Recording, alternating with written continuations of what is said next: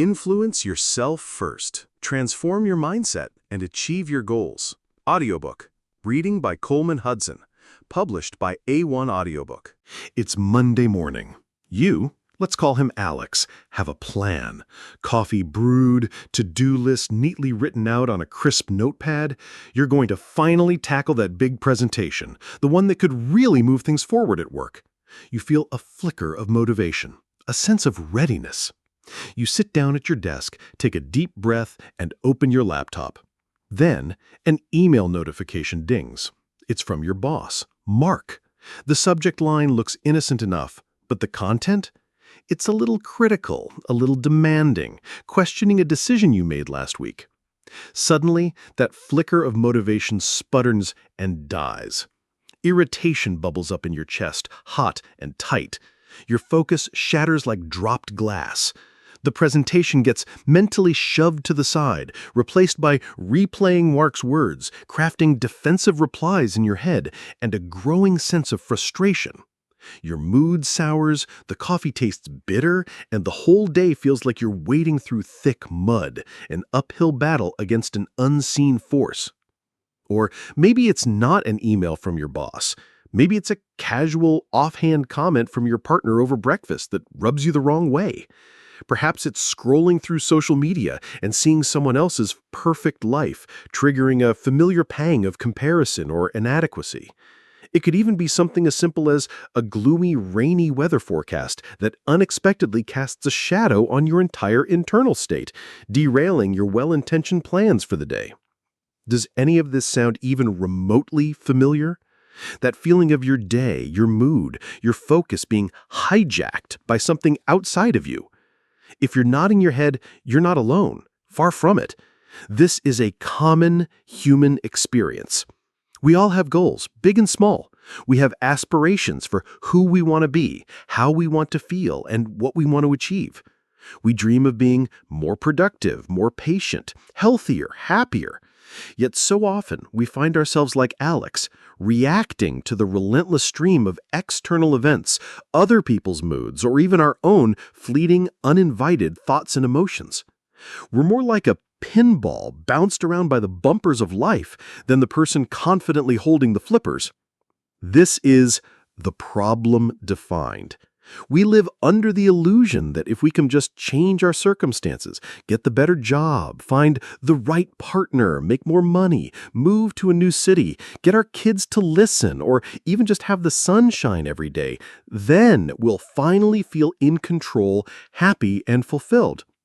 We spend enormous amounts of energy trying to manipulate the world around us, hoping that these external shifts will magically fix what's going on inside.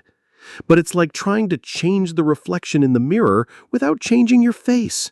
We're trying to use a remote control on everything out there when the most powerful, most effective remote control is the one that operates our inner world, our thoughts, our feelings, and our responses. If we haven't learned how to influence ourselves, how to manage our own internal state, how can we possibly hope to effectively and sustainably influence anything or anyone else in our lives? We end up feeling powerless, frustrated, and stuck, wondering why our best efforts to change our lives keep falling short. Now, here's the promise. What if I told you that you already possess the ability to pick up that inner remote control? What if you could develop an inner CEO?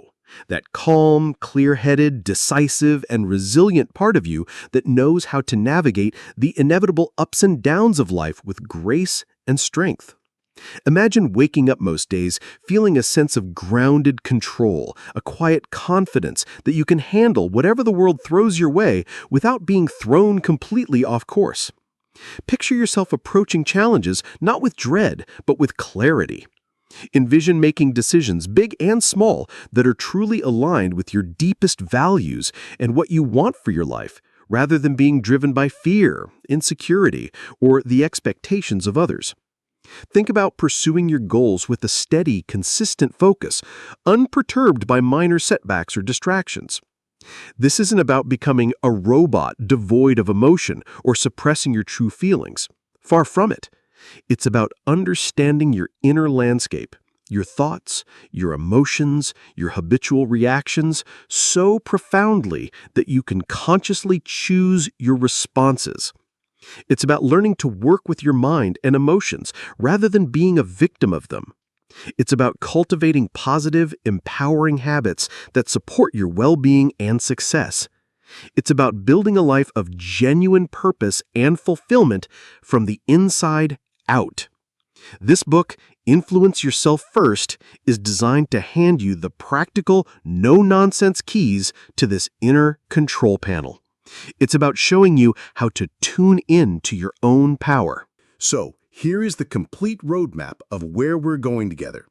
This book is your step-by-step, easy-to-understand guide to mastering the art and science of self-influence. We'll start by digging into why this inner work is the absolute bedrock of any lasting change you wish to make in your life. You'll see why trying to influence others or your circumstances before you can influence yourself is like trying to build a house on quicksand. Then, we'll become explorers of your inner world, diving into the mechanics of your mind and emotions. You'll learn how to observe your thoughts and feelings without judgment, like a curious scientist studying a fascinating phenomenon. From there, we'll roll up our sleeves and get practical. We'll explore powerful, proven techniques to reframe those pesky negative thoughts that drag you down, to manage difficult emotions so they don't overwhelm you, and to build new, empowering habits that stick. We'll uncover how your core beliefs, those often hidden assumptions about yourself and the world, are silently running the show, and more importantly, how you can rewrite them to support your growth. Finally, we'll look at how to sustain this incredible skill of self-influence, turning it into a natural, integrated part of who you are. This isn't about a quick fix. It's about developing a lifelong capability that will not only transform your own life, but also, as a natural consequence, positively impact everyone and everything around you. Get ready to discover the incredible power that has been waiting within you all along. It's time to stop letting the world push your buttons and start learning how to operate your own internal remote control. It's time to influence yourself first. Chapter 1. The Ripple Effect Starts With You. Why Self-Influence is Non-Negotiable. We all know someone, or maybe we've been that someone, who seems to be perpetually chasing something just out of reach. They believe that if they could just get that next promotion, then they'd finally feel successful. Or if their partner would just be more understanding, then their relationship would be perfect. Or if they just had more money, a bigger house, a different car, then all their problems would magically disappear and happiness would settle in like a comfortable old friend. This is what we can call the illusion of external control. It's the deeply ingrained belief that our happiness, our peace of mind, and our sense of control are primarily determined by what's happening outside of us. We spend so much time and energy trying to rearrange the furniture of our lives, hoping that the new arrangement will finally make us feel better. We might change jobs, move cities, end relationships, or buy new things, all in pursuit of a better feeling, a more satisfying experience. And sometimes these external changes do bring a temporary lift. A new job can be exciting for a while. A new relationship can bring a honeymoon period of bliss. But how often does that initial shine wear off? How often do we find ourselves months or years down the line feeling that familiar old dissatisfaction creeping back in, even if our circumstances have improved on paper? It's like repainting a car that has engine trouble. It might look better for a bit, but it's still not going to run smoothly. This constant chasing of external fixes often leads to a cycle of hope, temporary relief, and then eventual frustration and disappointment. We're looking for the solution in all the wrong places. The truth is, while our external environment certainly plays a role in our lives, the real power to create lasting change, deep contentment, and genuine influence doesn't come from manipulating the world around us. It comes from within. This is the inside-out principle. Think of it like a projector. What you see on the screen, your external reality, your experiences, is a projection of what's on the film inside the projector, your internal state, your thoughts, feelings, beliefs, and attitudes. If you don't like the movie, fiddling with the screen won't help. You have to change the film. At the heart of this film is your internal operating system. Just like your computer or smartphone has an operating system, OS, that determines how it functions, interprets data, and runs applications, you have an internal OS. This system is made up of your thoughts, the constant stream of internal chatter, interpretations, judgments, and stories you tell yourself about what's happening. Your emotions, the feelings that arise in response to your thoughts and experiences, joy, anger, sadness, fear, excitement. Your beliefs, the deeply held convictions and assumptions you have about yourself, other people, and how the world works. These are often formed early in life and can operate unconsciously. This internal OS is constantly processing information from the outside world and generating your experience of reality. Two people can go through the exact same event, say getting caught in a traffic jam, and have vastly different experiences. One person might get enraged, honking their horn, convinced the universe is conspiring against them. Their thoughts might be, "This is typical. I'm going to be late. My day's ruined." Their emotions are anger and frustration. Their underlying belief might be, "Bad things always happen to me." Another person in the same traffic jam might sigh, turn up the radio, and use the time to listen to a podcast or just enjoy a moment of stillness. Their thoughts might be, "Well, this is out of my control. Might as well make the best of it." Their emotions might be mild annoyance, quickly replaced by acceptance or even calm. Their underlying belief might be, "I can handle minor setbacks." Same event, radically different internal and therefore external experiences. The traffic jam didn't make either person feel a certain way. Their internal operating system did. Let's consider a couple of everyday examples. Take Michael. Michael was smart and capable, but he was chronically unhappy at work. He had 5 jobs in 7 years. With each new job, he'd initially be optimistic. "This place is different," he'd tell his friends, but within a year he'd start complaining. His boss was micromanaging, or his colleagues were uncooperative, or the workload was unreasonable. He was convinced that if he could just find the right company with the right boss and the right team, he'd finally be satisfied. Michael was constantly trying to change his external circumstances, always looking for the fault out there. He hadn't yet realized that his internal operating system, perhaps characterized by a tendency to see criticism where none was intended, or a deep-seated fear of not being good enough that made him defensive, was the common denominator in all his job experiences. He was trying to change the screen, not the film in his projector. Now consider Emily. Emily worked in a busy, sometimes chaotic, customer service department. There were days with demanding customers, system crashes, and unexpected problems. Early in her career, these things used to send her into a spiral of stress and anxiety. She'd take the negativity home with her, her evenings ruined by replaying difficult interactions. But Emily started to work on herself. She learned to recognize her stress triggers. She practiced taking a deep breath before reacting to a frustrated customer. She started to challenge her own thoughts like, "This customer hates me," and reframe them to, "This customer is frustrated with the situation, not with me personally." She didn't change her job or the nature of her work. She changed her internal response to it. As a result, she found she could navigate the daily challenges with much more calm and resilience. She still had tough days, but they didn't derail her. She found a sense of contentment and agency, not by changing her job, but by influencing herself first. Emily's story highlights the benefits of self-influence. When you learn to understand and guide your internal operating system, the positive ripple effects are enormous. Increased resilience. You bounce back from setbacks and adversity more quickly. Life will always have its curveballs, but you'll be better equipped to catch them, or at least not get knocked out by them. You'll be less like a fragile teacup and more like a sturdy rubber ball. Better decision-making.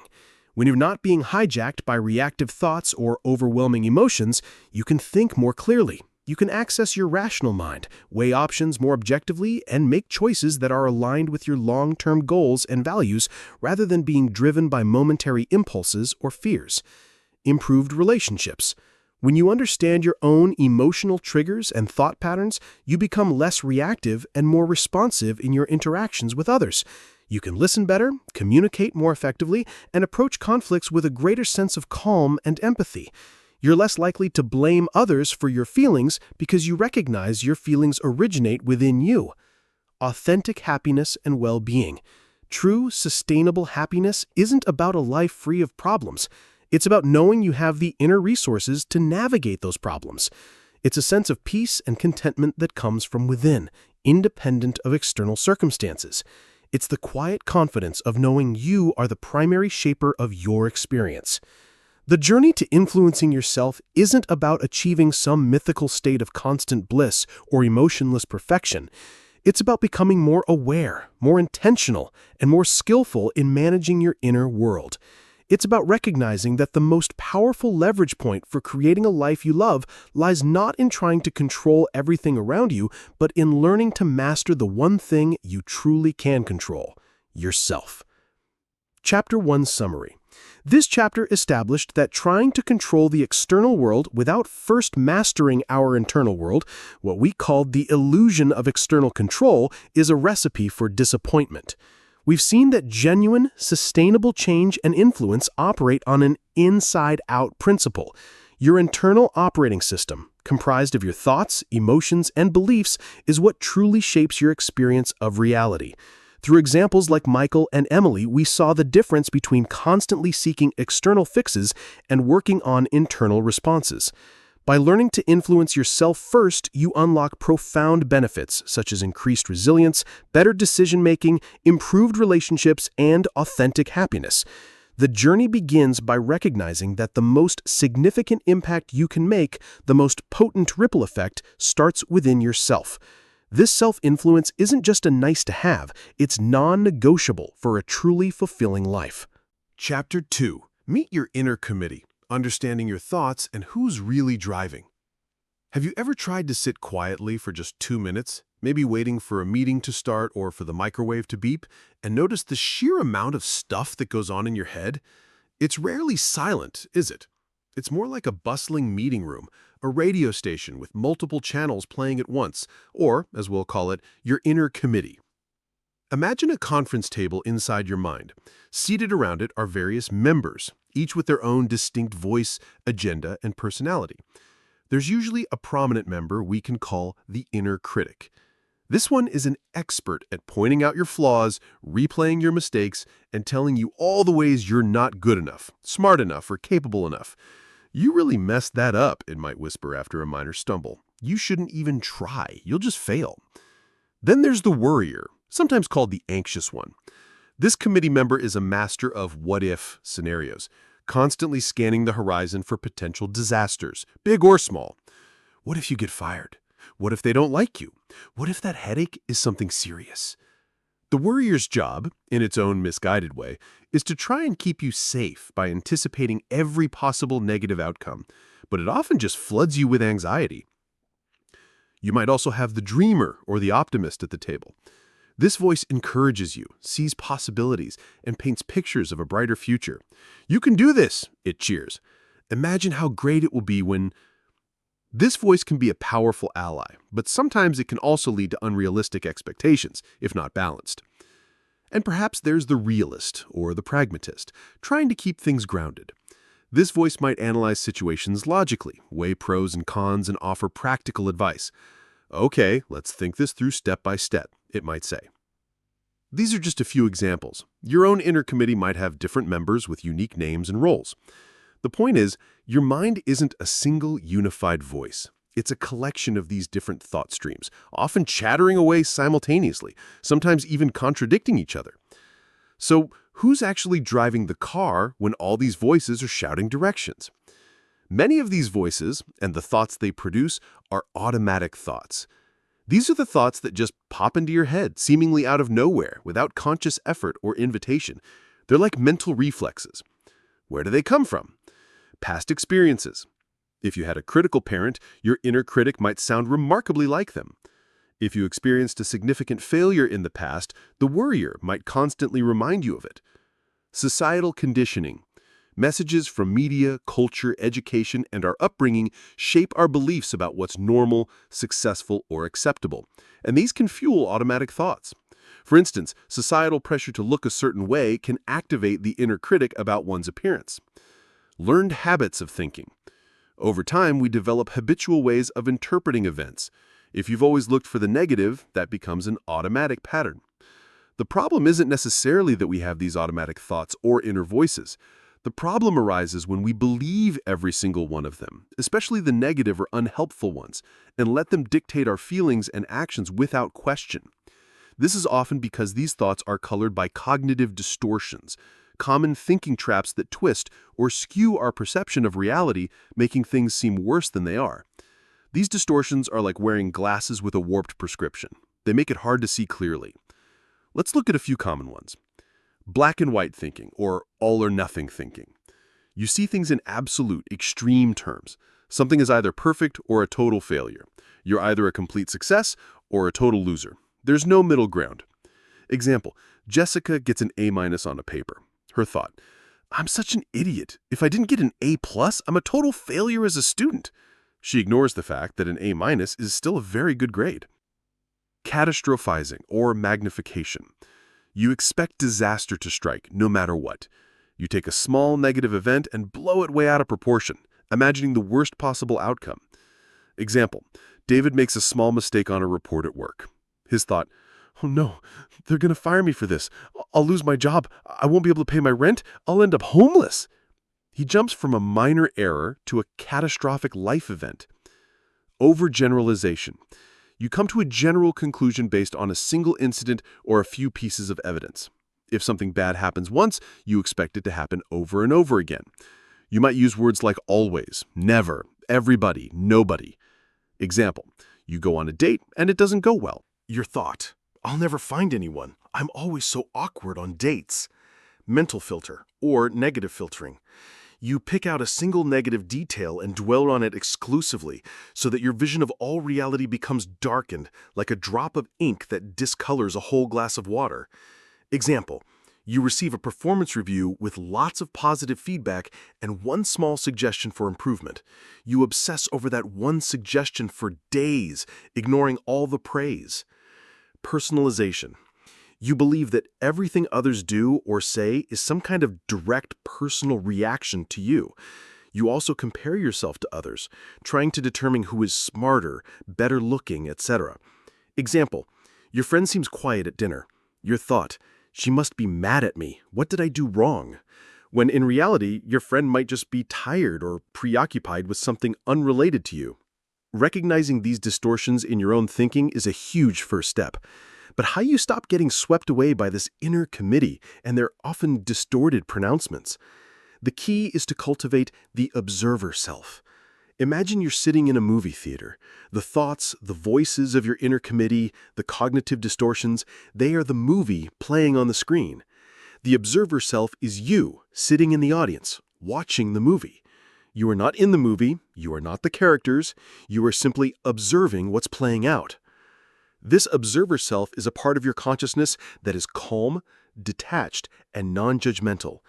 It can notice thoughts without becoming those thoughts, without automatically believing them or reacting to them. When the inner critic pipes up with, "You're not smart enough for this project," your usual reaction might be to feel discouraged or to believe it.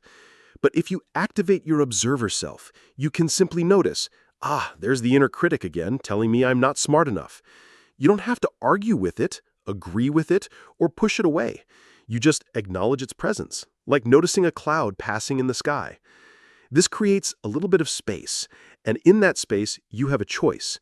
You can choose whether or not to engage with that thought, whether or not to believe it. This leads us to the power of naming. Once you start observing your thoughts from this detached perspective, you can begin to identify your recurring thought patterns and even give names to the more prominent members of your inner committee. If you consistently have thoughts about not being good enough, you can recognize, that's my not good enough story playing again, or there's Mr. or Ms. Self-doubt speaking up. Why is naming so powerful? It creates distance. When you name a thought pattern or an inner voice, you separate yourself from it.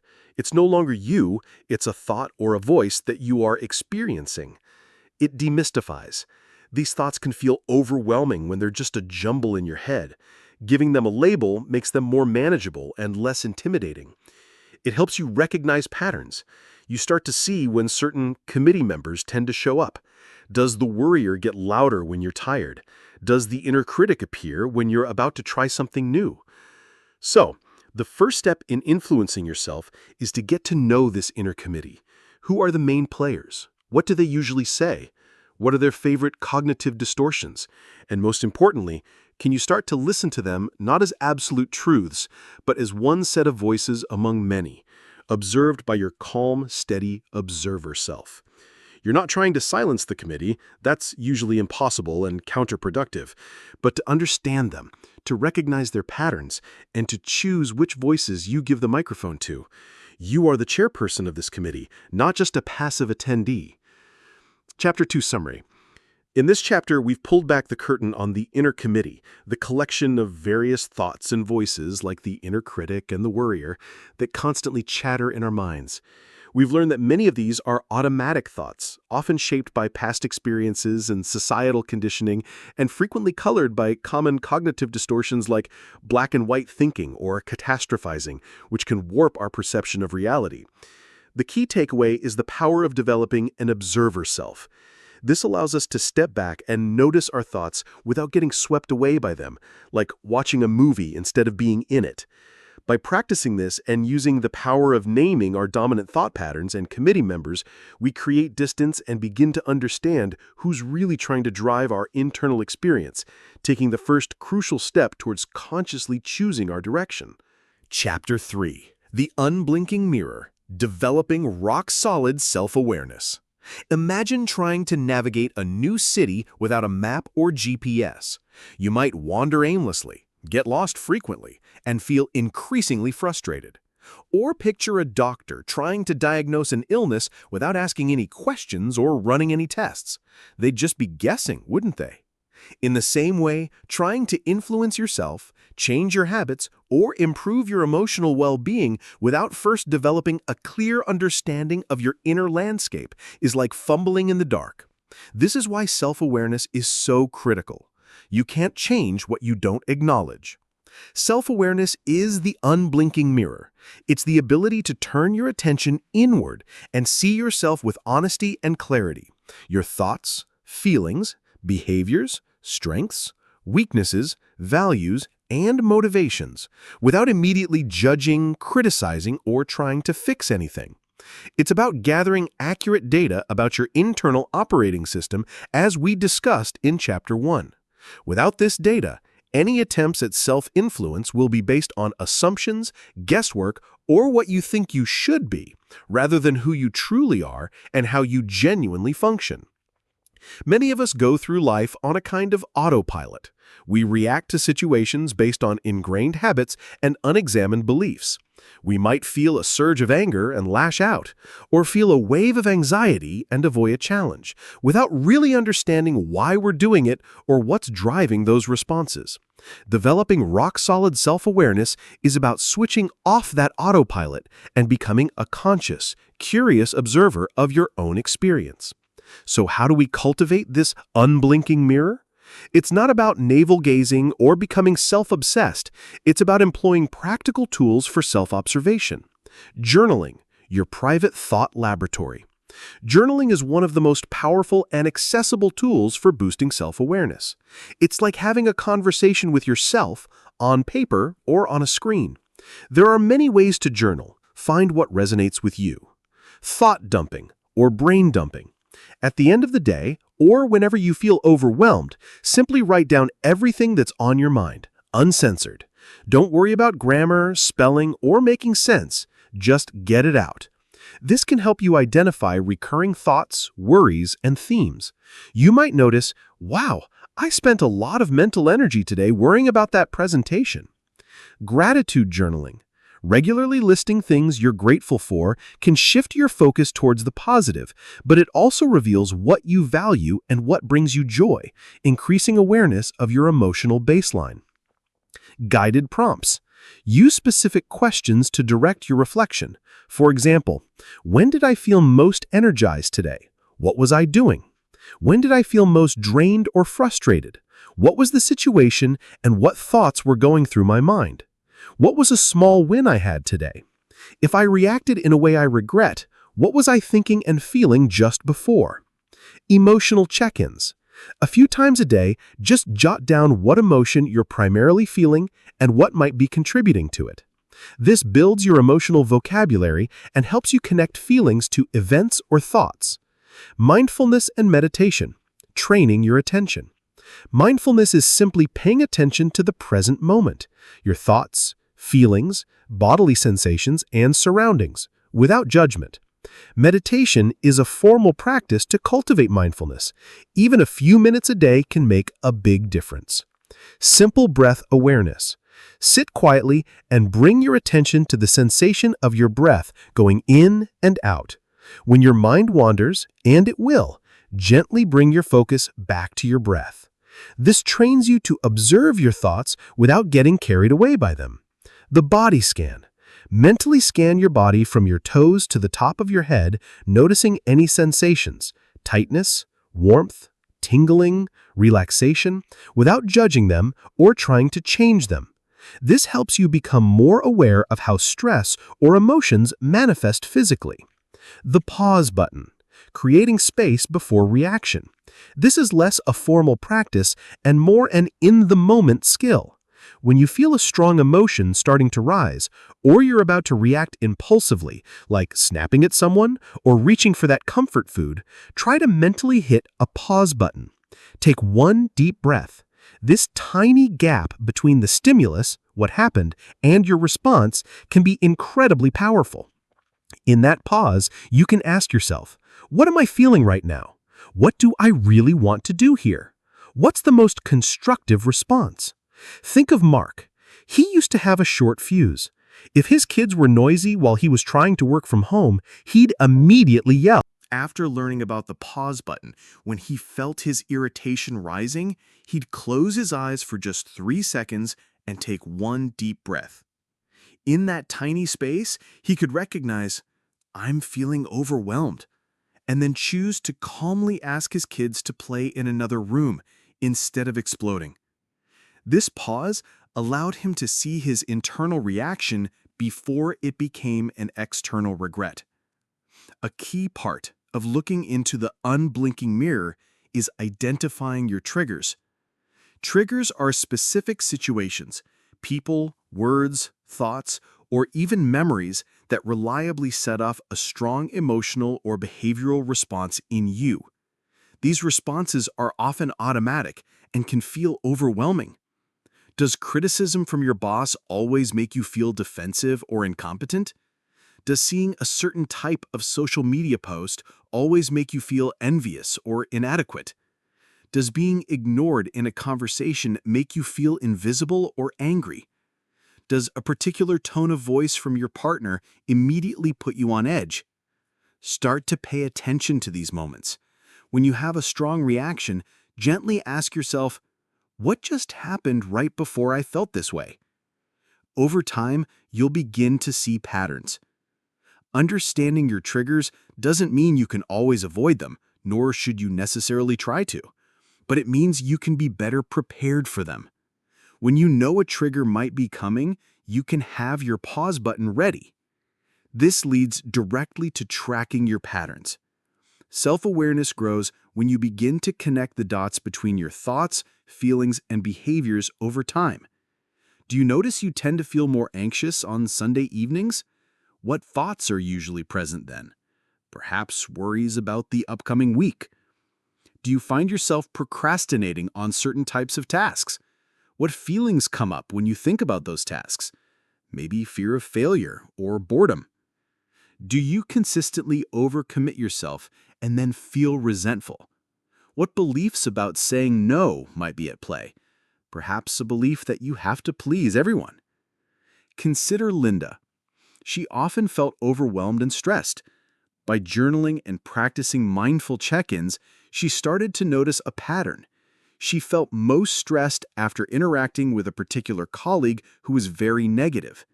She also realized that when she felt stressed, her go-to thought was, "I can't handle this." And her go-to behavior was to work late, trying to catch up, which only made her more tired and stressed. Seeing this pattern clearly in her unblinking mirror was the first step. She couldn't address the stress until she understood its specific triggers and her habitual responses. Developing rock-solid self-awareness isn't a one-time event. It's an ongoing practice. The mirror doesn't always show us what we want to see. Sometimes it reflects our insecurities, our less-than-ideal habits, or uncomfortable truths. The key is to look with curiosity and compassion, not judgment.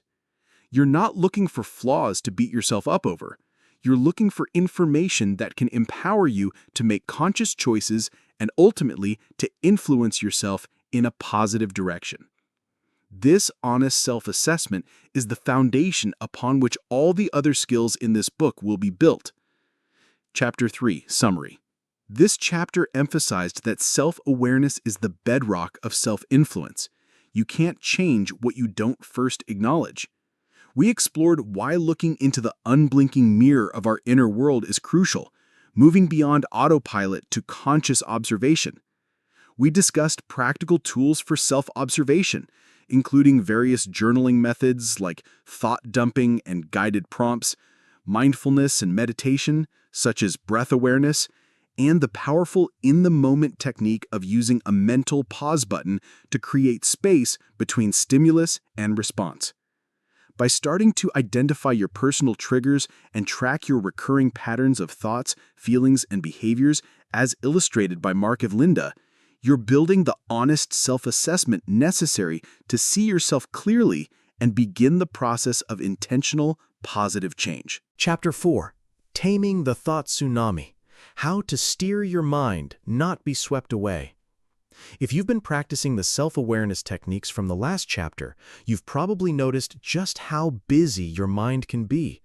Sometimes it's not just a gentle stream of thoughts, it's a full-blown tsunami, a relentless wave of worries, criticisms, doubts, and anxieties that can feel overwhelming, threatening to pull you under. You might find yourself replaying conversations, catastrophizing about the future, or beating yourself up over past mistakes. It can feel like you have no control, like you're just at the mercy of this mental storm. But here's the good news. While you might not be able to stop the waves from coming, thoughts will always arise, you can learn to surf. You can learn to steer your mind rather than being constantly swept away by every thought that pops up. This chapter is about equipping you with the skills to tame that thought tsunami and navigate your mental landscape with more calm and control. One of the most powerful ways to start is by challenging negative thoughts using the courtroom technique. Imagine your negative thought is on trial. You are the judge, and you need to examine the evidence objectively. Let's say you have a recurring thought like, "I'm a failure because my business idea didn't take off." Identify the accusation, the negative thought. Clearly state the thought, "I am a failure." Gather evidence for the accusation. What facts or experiences seem to support this thought? For example, "My business didn't succeed. I lost money. I feel disappointed." Be honest, but stick to facts, not interpretations. Gather evidence against the accusation, the defense. Now, actively look for evidence that contradicts or challenges this thought. This is crucial. For example, "My business didn't succeed" is a fact, but does that automatically mean I am a failure? Or could it mean this particular venture under these specific circumstances at this time didn't work out? Reach a verdict, a more balanced, fair assessment. Instead of "I am a failure," it might become "My recent business venture didn't succeed, which is disappointing and a learning experience. It doesn't mean I am a total failure as a person, and I can try again with new knowledge or focus on other areas where I am capable." This technique takes practice, but it helps you break the habit of automatically accepting negative thoughts as truth. It moves you from being a passive victim of your thoughts to an active investigator. Building on this is cognitive reframing. This is about finding alternative, more empowering ways to look at a situation or a thought. It's like looking at a picture through different frames. The picture itself doesn't change, but your perception of it can. Instead of, "This traffic jam is ruining my day," focus on powerlessness and negativity. Try reframing to, "This traffic jam is unexpected, but it gives me some quiet time to listen to my audiobook or plan my evening." Focus on opportunity or acceptance. Instead of, "My boss gave me critical feedback. She must think I'm incompetent." Personalization, mind reading. Try reframing to, "My boss gave me feedback. This is a chance for me to learn and improve my skills. She likely wants me to succeed." Focus on growth and positive intent. Ask yourself, is there another way to look at this? What could be a more helpful or constructive perspective? What might I learn from this? Now, a common instinct when faced with unwanted thoughts is to try thought stopping, to forcefully tell yourself, "Don't think about that." Try this. For the next 10 seconds, do not think about a pink elephant. What happened? You probably thought about a pink elephant, right? This is because trying to suppress a thought often makes it stronger. This is called the ironic process theory. So what's more effective than thought stopping? Thought replacing. Instead of just trying to banish a negative thought, you consciously choose to replace it with a more positive, realistic, or helpful one. When you catch yourself in a negative thought pattern, thanks to your self-awareness, acknowledge the thought. Okay, I'm having the thought that I'm going to mess up this presentation. And then deliberately introduce a pre-prepared or newly crafted positive or neutral thought. I've prepared well for this presentation, I know my material, and I'm capable of doing a good job. Or, I will do my best, and that's all I can do. It's like changing the channel on your internal radio from a negative station to a more constructive one. This leads us to affirmations that actually work. Many people are skeptical about affirmations. I am successful, I am abundant, because they can feel fake or inauthentic if they're too far removed from your current reality or belief system. For affirmations to be effective, they need to resonate and feel believable to you. Start with willingness or process statements. If I am confident feels like a lie, try I am willing to develop more confidence, or I am learning to be more confident, or I am taking steps to build my confidence. Focus on actions and qualities. Instead of I am rich, which might feel untrue, try I'm taking sensible steps to improve my financial situation, or I'm resourceful and capable of creating opportunities. Keep them present tense and positive. Frame them as if they are already happening or true. I handle challenges calmly and effectively, rather than I won't get stressed by challenges. Repeat them regularly, especially at times when you're receptive, like in the morning or before bed, or when you catch a negative thought. Repetition helps to carve new neural pathways. Finally, pay close attention to the role of language. The words you use, both in your internal self-talk and when speaking to others, have a profound impact on shaping your thoughts, feelings, and reality. Small shifts in language can make a big difference. I have to versus I get to or I choose to. I have to go to work feels like a burden. I get to go to work and earn a living, use my skills, or I choose to go to work because it aligns with my goals feels more empowering. Problem versus challenge or opportunity. This is a huge problem, induces stress. This is a challenge I can work through. Or this is an opportunity to learn something new, fosters a more proactive mindset. Avoid absolutes. Words like always, never, everyone, no one are rarely true and often fuel negative generalizations, as we saw with cognitive distortions. Catch yourself using them and try to be more specific and nuanced. I always mess things up could become I messed that particular thing up and I can learn from it. Consider George. He was constantly telling himself, I'm so stressed, I can't cope. This language reinforced his feelings of being overwhelmed. His therapist helped him to notice this. He started consciously changing his internal and external language. When he felt pressure, instead of "I can't cope," he started saying, "This is a demanding situation, and I'm working on managing it step by step." Or even, "I'm feeling stressed, and I choose to take a 5-minute break to regroup." This subtle shift didn't magically remove the stressors, but it changed his relationship to them. It moved him from a victim position to one of agency. Taming the thought tsunami isn't about achieving a perpetually silent mind. It's about developing the skills to recognize when the waters are getting choppy, to challenge the thoughts that threaten to pull you under, to reframe your perspective, and to consciously choose the thoughts and language that will help you navigate towards calmer seas. You are the captain of your mental ship. Chapter 4 Summary. We've tackled the thought tsunami head-on in this chapter, learning that we don't have to be at the mercy of our negative thinking. We discovered powerful techniques like the courtroom technique for critically examining and challenging unhelpful thoughts rather than blindly accepting them. We explored cognitive reframing for finding more constructive and empowering perspectives on situations. We learned why simply trying thought stopping is often ineffective and how thought replacing, consciously substituting negative thoughts with more balanced or positive ones, is a more skillful approach.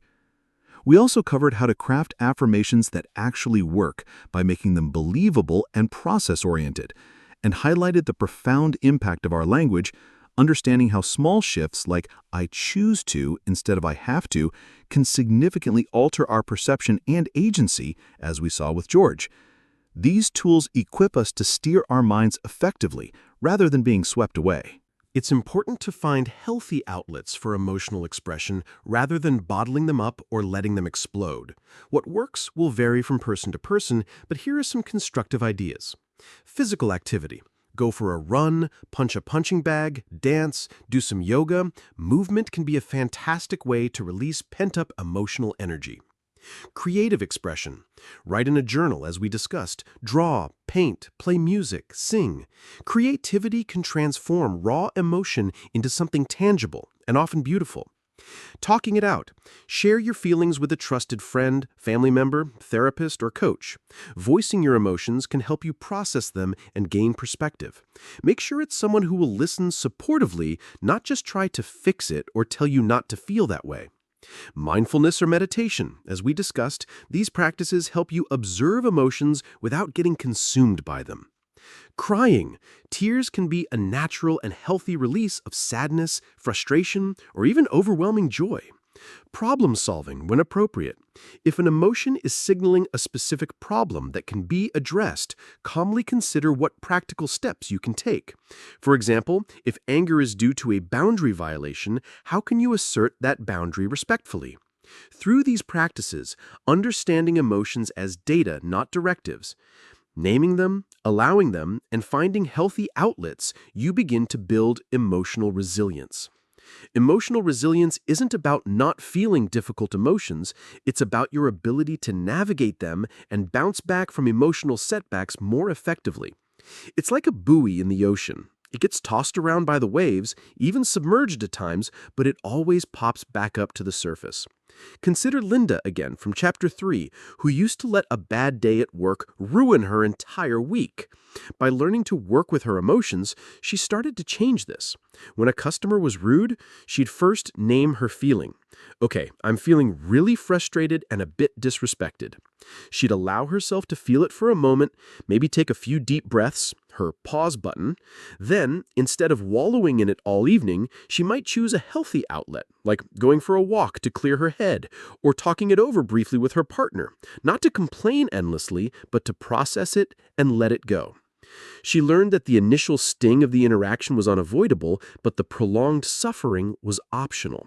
She was building her emotional resilience, one wave at a time. Making peace with your feelings means accepting the full spectrum of your humanity. It's about understanding that your emotions are not your enemies, nor are they your masters. They are simply part of you, offering valuable information if you're willing to listen without judgment and respond with wisdom. By learning to ride these waves, you gain a profound sense of inner stability and freedom. Chapter 5 Summary. This chapter demystified our emotions, teaching us to see them as valuable data, not directives, important signals from our inner world rather than overwhelming commands. We learned the crucial distinction between allowing versus wallowing in an emotion, acknowledging and feeling it without judgment versus getting stuck in a negative spiral. We also discussed various healthy outlets for emotional expression, such as physical activity, creative pursuits, and talking it out to process feelings constructively.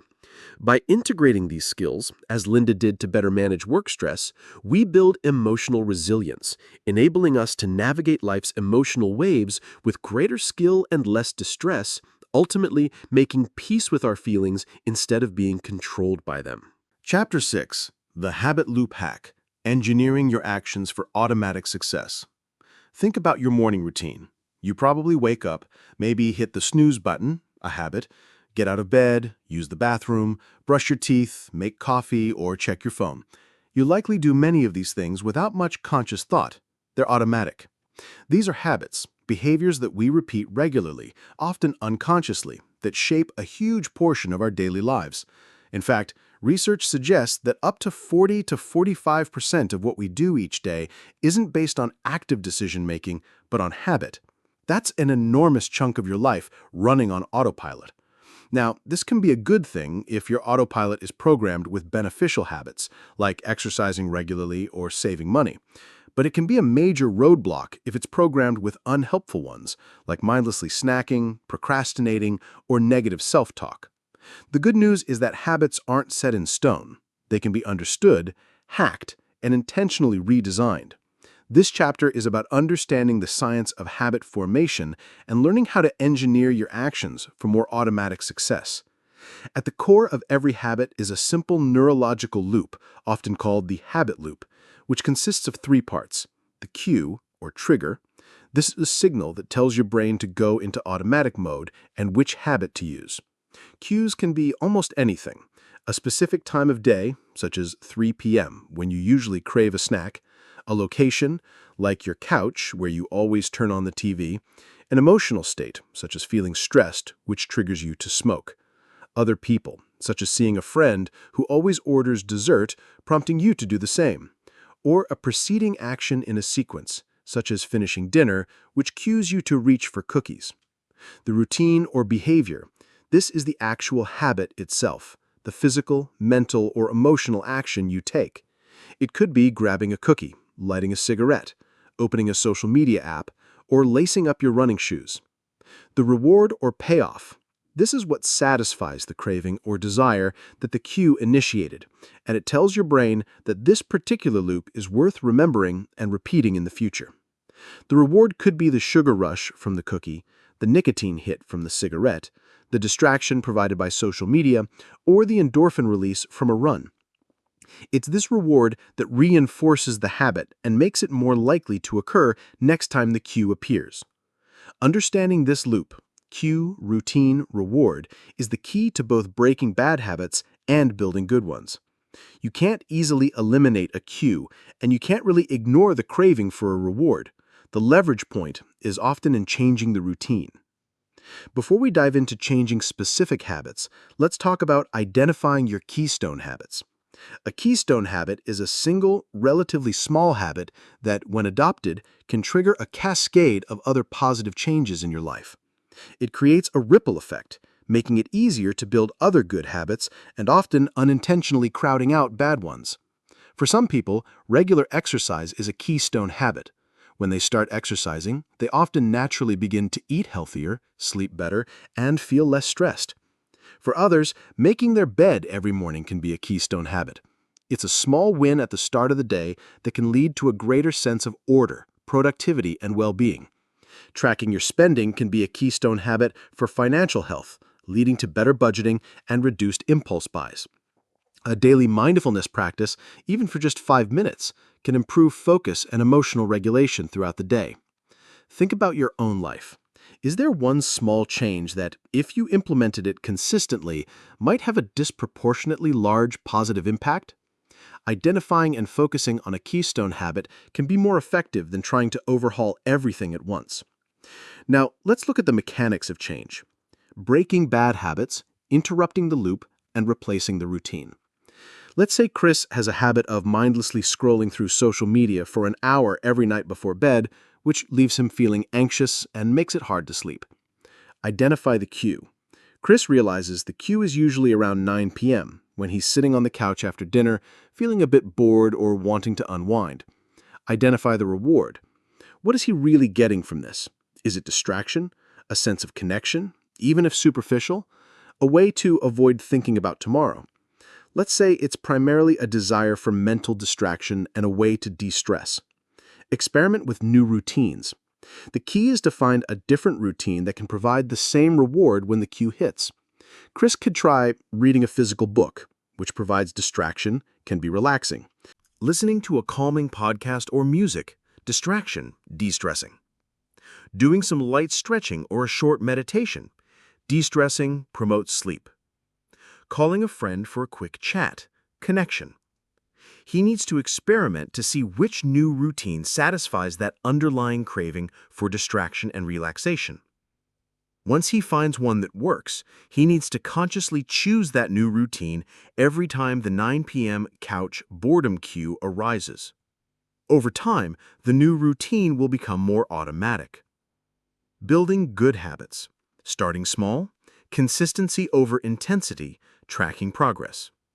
Let's say you want to build a habit of daily exercise. Start ridiculously small. If your goal is to exercise for 30 minutes a day, that can feel daunting if you're starting from zero.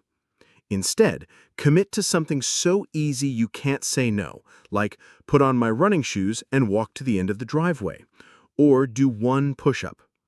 This is about building the habit of showing up, not about achieving an impressive workout initially. The 2-minute rule is great here. If a new habit takes less than 2 minutes to do it. Focus on consistency over intensity. Doing a tiny bit every day is far more powerful for habit formation than doing a huge amount sporadically. One push-up every day builds the habit muscle more effectively than 50 push-ups once a week, then nothing. Once the habit of showing up is established, you can gradually increase the duration or intensity. Anchor it to an existing habit, habit stacking. Link your new desired habit to something you already do automatically. After I pour my coffee in the morning, I will meditate for 5 minutes. Or, after I brush my teeth at night, I will read 1 page of a book. Make the cue obvious and the reward satisfying. If you want to exercise in the morning, lay out your workout clothes the night before, obvious cue. When you finish, give yourself a small, healthy reward. Maybe listen to your favorite song, enjoy a healthy smoothie, or simply acknowledge your accomplishment with some positive self-talk, like, "Good job, you did it." Track your progress. Use a habit tracker, a simple calendar where you put an X on days you complete the habit, or a dedicated app. Seeing your streak grow can be incredibly motivating. Don't break the chain. If you miss a day, don't beat yourself up. Just get back on track the next day. The goal is progress, not perfection. A powerful, often overlooked aspect of habit formation is environment design. Your surroundings have a huge impact on your behavior. Instead of relying solely on willpower, which, as we'll see in a later chapter, is a finite resource, set up your environment to make good habits easier and bad habits harder. Want to eat healthier? Keep healthy snacks visible and accessible, a fruit bowl on the counter, and hide or get rid of the junk food. Want to drink more water? Keep a water bottle on your desk at all times. Want to watch less TV? Put the remote in a drawer in another room, or even unplug the TV when you're not actively planning to watch something specific. Want to practice an instrument? Leave it out in a visible place, not packed away in its case. By consciously designing your environment, you're essentially creating external cues that support your desired behaviors and removing cues that trigger unwanted ones. You're making it easier to do the right thing without having to think so much about it. Hacking your habit loop isn't about becoming a robot. It's about understanding how your brain works and using that knowledge to your advantage. By identifying your cues and rewards, experimenting with new routines, starting small, focusing on consistency and designing your environment, you can take conscious control of the autopilot that runs so much of your life. You can engineer your actions to align with your best intentions, making success in your goals feel less like a struggle and more like an automatic outcome. Chapter 6 Summary. We've dived into the powerful world of habits, understanding that a significant portion of our daily actions are driven by the cue, routine, reward loop. This chapter highlighted the impact of keystone habits, small changes that can create widespread positive effects. Then we explored practical strategies for breaking bad habits by identifying their components and consciously choosing a new routine that provides a similar reward, as with Chris and his social media use. For building good habits, we emphasized starting ridiculously small, prioritizing consistency over intensity, anchoring new habits to existing ones, habit stacking, making the cue obvious and the reward satisfying, and tracking your progress. Finally, we underscored the importance of environment design, setting up your surroundings to make good habits easier and bad habits harder, thereby engineering your actions for more automatic success and relying less on finite willpower. Chapter 7. Your Belief Blueprint. Uncovering and Rewriting Limiting Scripts. Imagine you're building a house. You can have the most beautiful design, the finest materials, and the most skilled builders, but if the foundation, the blueprint upon which everything rests, is flawed, cracked, or unstable, the entire structure is at risk. Sooner or later, problems will appear. In our lives, our core beliefs are that foundation. They are the belief blueprint that silently and powerfully shapes our thoughts, emotions, actions, and ultimately, the reality we experience. So, what are our core beliefs? They are the deeply ingrained, often unconscious assumptions and convictions we hold about ourselves, about other people, and about the world in general. They are the truths we've come to accept, often without question. These beliefs act like filters through which we perceive everything. They influence how we interpret events, what we pay attention to, what we expect, and how we behave. Think of them as the operating rules for your internal software. A belief like, "I am capable," will lead you to take on challenges, persist through setbacks, and see opportunities. A belief like, "I am not good enough," will lead you to avoid challenges, give up easily, and focus on your perceived shortcomings. A belief like, "People are generally trustworthy," will lead you to be more open and collaborative in your relationships. A belief like, "The world is a dangerous place," will lead you to be more fearful, anxious, and guarded. These core beliefs are powerful precisely because they often operate beneath the surface of our conscious awareness. We don't walk around thinking, "My core belief is X, therefore I will do Y." Instead, these beliefs just feel like the way things are. Where do beliefs come from? Our belief blueprint isn't something we're born with. It's constructed over time, primarily through childhood experiences. This is a major one. Messages from parents, caregivers, teachers, and early life events, both positive and negative, are incredibly formative. If a child is consistently told they are smart and capable, they are likely to internalize that belief. Conversely, if a child experiences repeated criticism, neglect, or failure, they may develop beliefs like, "I'm unlovable," or "I'll always be alone," or "I'll always fail," "I can't succeed," "Success is for other people," "People can't be trusted," "People will always let you down," "I don't deserve happiness or good things," "It's not safe to be vulnerable," "Show my true self," "Money is scarce," "I'll never have enough," "Change is too hard," "I can't change." Let's look at Maria. Maria was a talented graphic designer, but consistently undercharged for her work and hesitated to apply for more senior roles. On the surface, she'd say things like, "The market is tough," or "I'm not sure I have all the specific skills for that higher-level job." But after some deep reflection, using journaling and self-awareness tools, she uncovered a core limiting belief: "I'm not truly valuable." This belief stemmed from a childhood where her artistic pursuits were often dismissed by her very practical parents as just a hobby and not a real career. Even though she was now a skilled professional, that old script was still running in the background, making her doubt her worth and preventing her from confidently pursuing what she deserved. So, how do we start to dismantle these invisible fences? The process involves identifying your limiting beliefs. This is often the trickiest part because they're so ingrained. Listen to your self-talk. Pay attention to those recurring negative thoughts, especially the ones that start with I am, I can't, I always, I never. Examine your shoulds and musts. I should be perfect. I must please everyone. These often point to underlying beliefs. Notice areas where you feel stuck or consistently sabotage yourself. What beliefs might be fueling that pattern? If you always procrastinate on important projects, could it be a fear of failure, belief I'll fail anyway, or a fear of success, belief I don't deserve success? Work backward from strong emotions or reactions. If you have an intense negative reaction to a situation, what belief might be triggered?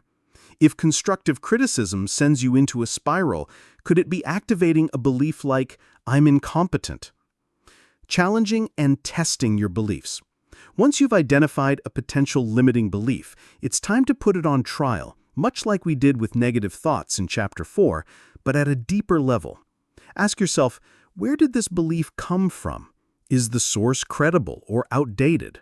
Maria's belief came from childhood perceptions, not her current adult reality. What evidence do I have that this belief is 100% true always and in all circumstances? Usually, you'll find it's not universally true. What evidence do I have that contradicts this belief? Are there times I haven't been this way, or when the opposite was true? Maria might recall projects where she received high praise and clients were thrilled, contradicting, I'm not truly valuable. How does this belief serve me? How does it limit me? What would it be like if I didn't hold this belief? What would I do differently? Is this belief a fact, or is it an interpretation or an old story? Installing empowering beliefs, consciously choosing and reinforcing new scripts. You can't just delete an old belief. You need to replace it with a new, more empowering one. This isn't about affirmations that feel false. It's about crafting new beliefs that are realistic, supportive, and that you can genuinely work towards internalizing. For Maria, instead of, I'm not truly valuable, a new empowering belief might be, my skills and creativity have value, and I choose to honor that value in my work and career choices. Or, I am a capable and growing designer, and I deserve to be compensated fairly for my contributions. Write down your new empowering beliefs. Act as if. Start behaving in ways that are consistent with your new belief, even if it feels a bit uncomfortable at first. If Maria's new belief is about her value, she might start by raising her rate slightly for new clients, or applying for a job that feels a bit of a stretch. These actions create new experiences that reinforce the new belief. Gather evidence for the new belief. Actively look for experiences, feedback, and outcomes that support your new empowering script. Celebrate these small wins. Use affirmations mindfully. Repeat your new beliefs regularly, especially when old limiting thoughts surface. Visualize. Imagine yourself living and acting from this new belief. How would you feel? What would you do? Rewriting your belief blueprint is not a quick fix. These scripts have often been running for years, even decades. It takes conscious effort, repetition, and a willingness to challenge your own ingrained assumptions. But the payoff is immense. When you upgrade your foundational beliefs, you change the entire trajectory of your thoughts, emotions, and actions. You move from being unconsciously directed by old limiting scripts to consciously architecting a life based on empowering truths that support your growth, happiness, and ability to influence yourself first and then the world around you. Chapter 7 Summary. This chapter took us deep into our belief blueprint, uncovering the core beliefs, those often unconscious, deeply ingrained assumptions about ourselves, others, and the world that act as the foundation for our thoughts, emotions, and actions. We explored how these beliefs are formed, primarily through childhood experiences, cultural conditioning, and significant life events. The focus then shifted to identifying and understanding limiting beliefs, old unhelpful scripts like "I'm not good enough" or "I'll always fail," as illustrated by Maria's story. We outlined a process for change. First, identifying your limiting beliefs by listening to self-talk and examining stuck points. Second, challenging and testing your beliefs by questioning their validity and origin. And finally, installing empowering beliefs by consciously choosing and reinforcing new scripts and reinforcing them through action, evidence gathering, and mindful affirmation. This process is about fundamentally upgrading our internal operating system to support the life we truly want to live. Chapter 8. The Willpower Workout. Fueling your intentions and sticking with it. So far, we've explored understanding your thoughts, managing your emotions, hacking your habits, and even rewriting your core beliefs. These are all incredibly powerful tools for self-influence. But there's a crucial ingredient that helps you use these tools consistently, especially when things get tough, when distractions abound, or when old patterns try to pull you back. That ingredient is willpower. You have the best intentions. You want to eat healthier, exercise regularly, stop procrastinating on that important project, or respond more patiently to your kids. You know what to do, but sometimes actually doing it feels like an uphill battle. That's where willpower, or self-control as it's often called, comes in. It's the ability to resist short-term temptations in order to meet long-term goals. It's the mental strength that allows you to override unwanted thoughts, feelings, and impulses. Understanding willpower. Is it a muscle? A finite resource? For a long time, the prevailing theory, popularized by psychologist Roy Baumeister, was that willpower acts like a muscle. It can be strengthened with use over time, but it can also become fatigued from overuse in the short term. If you spend all morning resisting the urge to check social media while working on a difficult report using willpower, you might find it harder to resist the cookies in the break room later that afternoon. Your willpower muscle is tired. This concept is often referred to as ego depletion. More recent research has nuanced this view, suggesting that our beliefs about willpower also play a significant role. If you believe willpower is a strictly limited resource, you're more likely to feel depleted after exerting self-control. If you believe it's more abundant or can be replenished, you might experience less depletion. Regardless of the exact mechanics, most of us can relate to the experience of feeling like our self-control is running on empty at times. The good news is whether it's a muscle that gets tired or a resource influenced by our beliefs, there are strategies we can use to manage and even boost it. Conserving your willpower. Smart strategies. Since willpower can be a somewhat exhaustible resource, it makes sense to use it wisely. Don't waste it on things you can automate or avoid. Reduce decision fatigue. Every decision you make, no matter how small, what to wear, what to eat for breakfast, which email to answer first, can chip away at your willpower reserves. Simplify your life where possible. Plan your meals for the week. Lay out your clothes the night before. Create routines for common tasks so they become more automatic. Remember Chapter 6 on habits. This frees up mental energy for the decisions and self-control efforts that truly matter. Automate positive behaviors. Leverage habits. This is a direct follow-on from the previous point in Chapter 6. The more positive behaviors you can turn into habits, the less willpower you'll need to execute them. If going to the gym after work is an ingrained habit, it requires far less willpower than if you have to debate it with yourself every single day. Manage your environment. Again, as we discussed with habits, design your surroundings to support your goals. If you're trying to eat healthier, don't keep junk food in the house. This reduces the number of times you have to actively use willpower to say no. Out of sight, out of mind, and out of temptation's way can be a great willpower saver. Strategies to boost willpower, or at least make it feel more available. While conserving willpower is smart, there are also things you can do to potentially replenish or strengthen it. Prioritize sleep. This is huge. When you're sleep-deprived, your brain's prefrontal cortex, the area responsible for executive functions like self-control, doesn't function optimally. Getting adequate quality sleep is like giving your willpower muscle a good night's rest. Nutrition matters. Blood sugar fluctuations can impact self-control. Eating regular, balanced meals with whole foods can help stabilize your energy levels and, by extension, your ability to exert willpower. Avoid relying on sugary snacks for a quick fix, as the subsequent crash can deplete your reserves. Mindfulness and meditation. Regular mindfulness practice has been shown to strengthen the prefrontal cortex and improve self-regulation.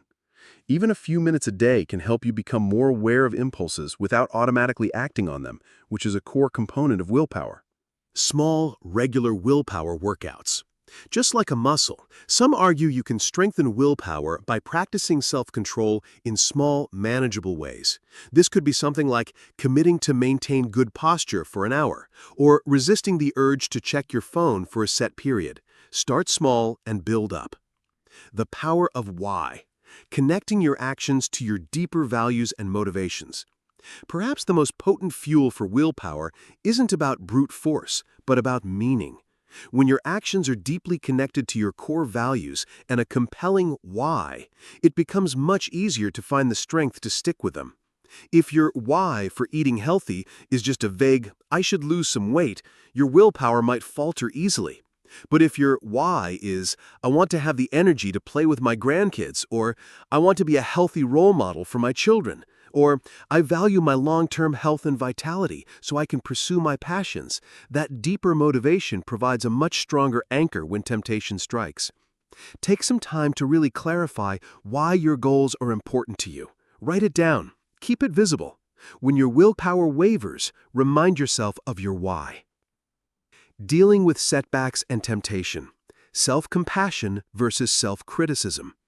No matter how strong your willpower, there will be times when you slip up. You'll eat the cookie, skip the workout, or snap in frustration. This is normal. It's part of being human. What matters most is how you respond to these setbacks. Self-criticism, that's the what the hell effect.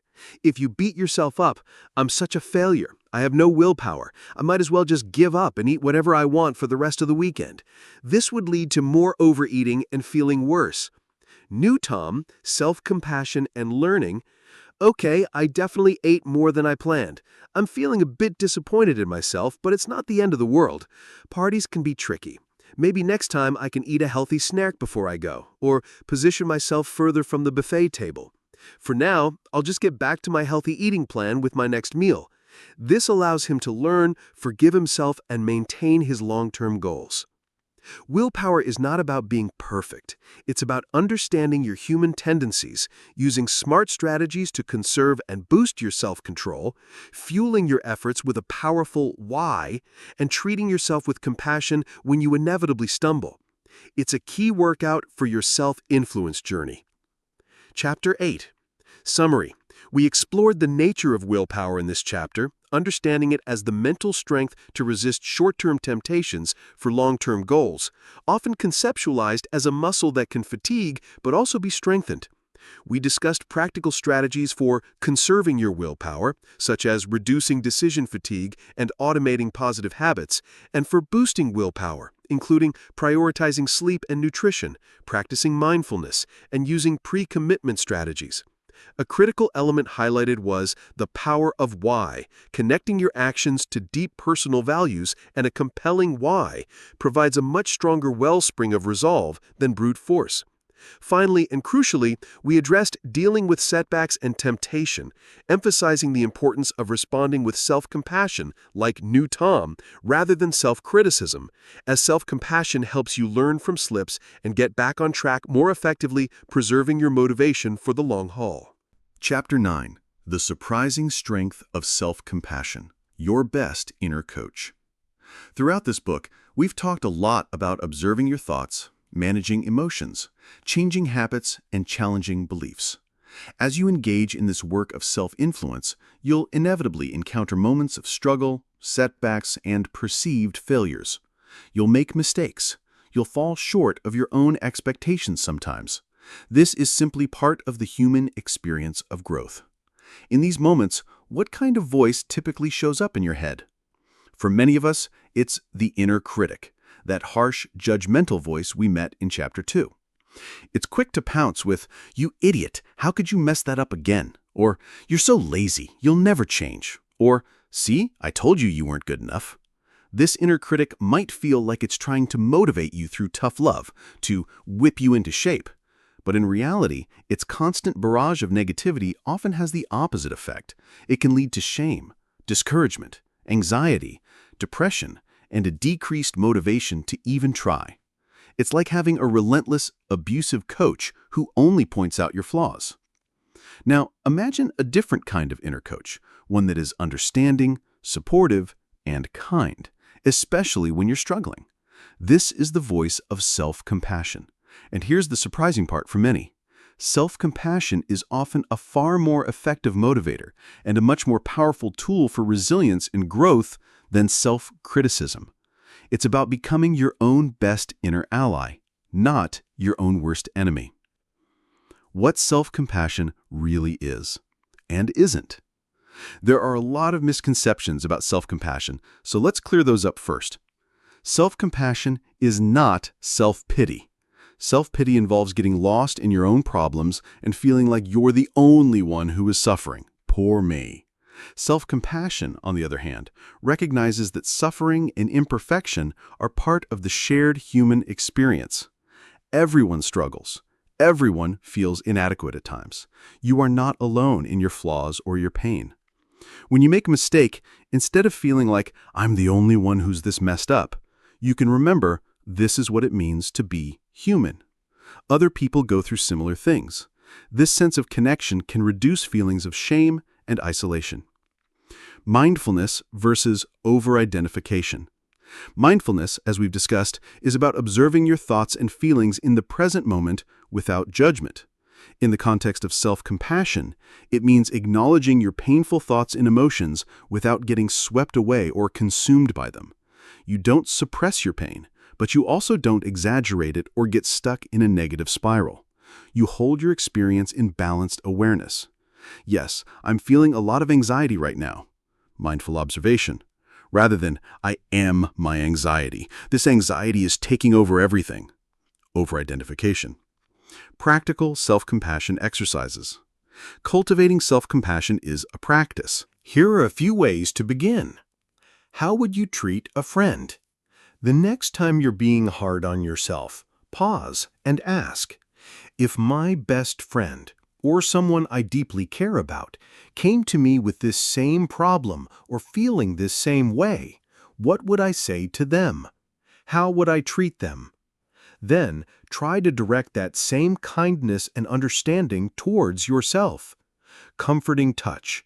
Sounds simple, but physical gestures can be surprisingly powerful. When you're feeling stressed or upset, try placing a hand over your heart, gently cradling your face, or giving yourself a little hug. These actions can release oxytocin, the love hormone, and calm your nervous system. Compassionate self-talk, or self-compassion phrases. Develop a few phrases you can say to yourself in difficult moments. They should resonate with the three elements. This is a moment of suffering. Mindfulness, acknowledging the pain. Suffering is a part of life. Other people feel this way too. Common humanity, you're not alone. May I be kind to myself in this moment. Self-kindness, offering comfort. May I give myself the compassion I need. You can tailor these to your own words. The key is the gentle, supportive intention. Writing a compassionate letter to yourself. Write a letter to yourself from the perspective of an unconditionally loving and compassionate friend, offering understanding, acceptance, and encouragement about something you're struggling with. How self-compassion motivates, more than criticism. Many people fear that if they're too kind to themselves, they'll become lazy or complacent, but research consistently shows the opposite. Reduces fear of failure. When you know you won't beat yourself up mercilessly if you fail, you're more willing to take healthy risks, try new things, and step outside your comfort zone, all essential for growth and learning. Self-criticism, on the other hand, can make you so afraid of failing and the subsequent self-attack that you don't even try. Promotes learning from mistakes. If you approach a mistake with self-compassion, you can look at it objectively, without the cloud of shame and self-blame. This allows you to see what went wrong and what you can do differently next time. Self-criticism often makes you want to hide from your mistakes or deny them, preventing learning. Increases resilience. Self-compassion helps you bounce back more quickly from adversity. By soothing yourself and acknowledging your shared humanity, you can navigate difficult emotions without getting overwhelmed, preserving your emotional resources. Think about it. Are you more likely to perform well for a coach who constantly yells at you and tells you you're terrible, or for a coach who believes in you, supports you through mistakes, and encourages you to keep trying? Most of us thrive under the latter. Self-compassion allows you to become that supportive inner coach for yourself. It's not about lowering your standards, it's about changing how you motivate yourself to reach them, with kindness rather than cruelty. This is a truly powerful shift in how you influence yourself. Chapter 9, Summary. This chapter introduced the often underestimated power of self-compassion, contrasting the harsh inner critic with the supportive inner coach. We clarified common misconceptions, explaining that self-compassion isn't self-pity, self-indulgence, or weakness, but rather a way of relating to ourselves with kindness during times of struggle. We explored Dr. Kristen Neff's 3 core elements of self-compassion: self-kindness, treating yourself as you would a good friend; common humanity, recognizing that suffering and imperfection are universal; and mindfulness, observing your pain without being consumed by it. We discussed practical exercises like how would you treat a friend and using compassionate self-talk. Crucially, we highlighted how self-compassion is a more effective motivator than self-criticism because it reduces fear of failure, promotes learning from mistakes, increases resilience, and enhances overall well-being, allowing you to become your own best ally on the journey of self-influence. Chapter 10. Setting Goals That Actually Stick, Your Internal GPS for a Fulfilled Life. We all have dreams, aspirations, and things we want to achieve or change in our lives. These can range from big ambitions like starting a business or running a marathon, to more personal goals like becoming more patient, learning a new skill, or improving our relationships. Goals give us direction, motivation, and a sense of purpose. They're like an internal GPS guiding us towards a more fulfilled life. However, many of us have a complicated relationship with goal setting. We set New Year's resolutions with great enthusiasm, only to see them fizzle out by February. We start new projects with a burst of energy, but then lose steam or get sidetracked. Why is it so hard to make our goals stick? Often it's because we're missing some key ingredients related to the inner work we've been discussing throughout this book. You've probably heard of SMART goals: specific, measurable, achievable, relevant, and time-bound. This is a solid framework, and it's a good starting point. But for goals to truly stick and lead to lasting fulfillment, we need to go beyond SMART goals by adding the self-influence factor.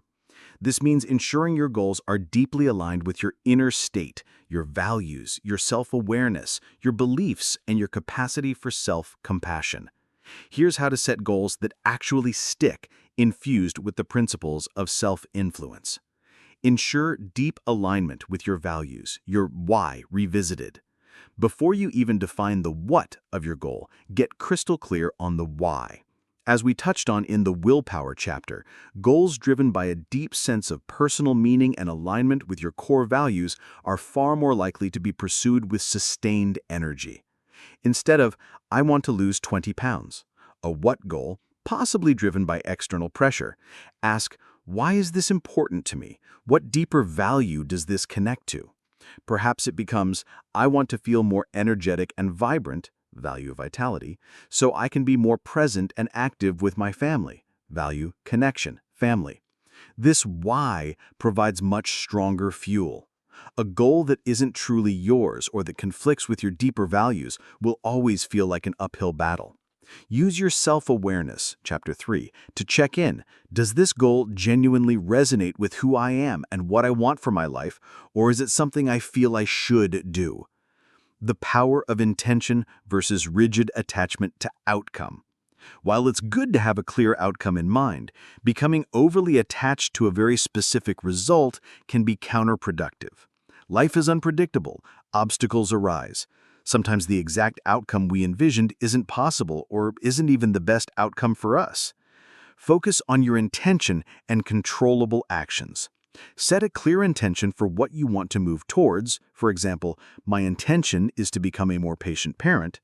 Then focus your energy on the process and the actions you can control. For example, I will practice taking 3 deep breaths before responding when I feel frustrated with my kids.